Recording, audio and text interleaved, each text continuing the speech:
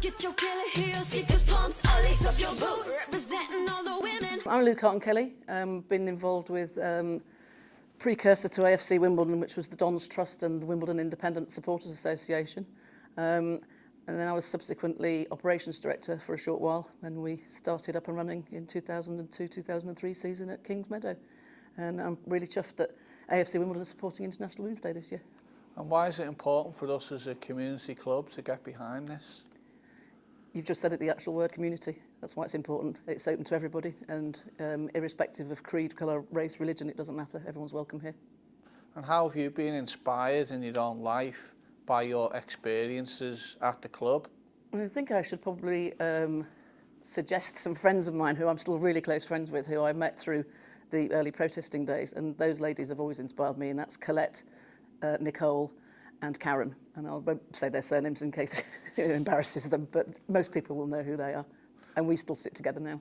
What does it mean to you and to them to be here at Plough Lane and watching football every week in Wimbledon? Dreams happen. We made it happen.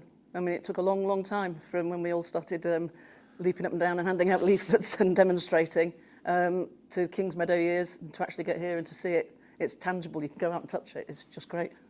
It's brilliant. In terms of the fans who are here as well, do you see more groups of women and girls who, particularly like you talked about the 80s earlier off camera, it's changed a lot, hasn't it?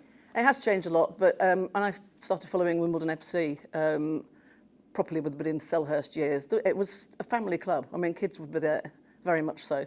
But once we started at Kings Meadow, it was super kid friendly, which meant that mums were taking their children and didn't have to have dad or uncle or granddad around.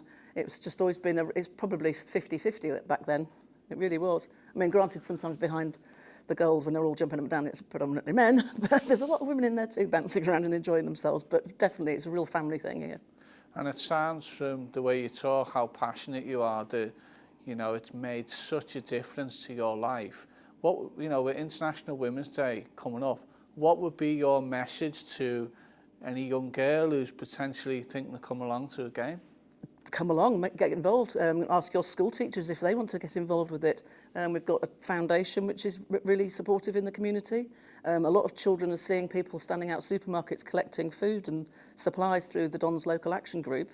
And so that might be the first time they see a T-shirt with a Wimbledon crest on it. But I have to say that when you walk through Wimbledon Town Centre nowadays, you see as many children wearing AFC Wimbledon stuff as you do wearing Chelsea or Fulham. But Brilliant. That's because mums are doing a really good job there. Brilliant way to finish. Thanks for joining us, Lou. Thank you very much. Get your killer heels, sneakers, pumps, all lace up your boots.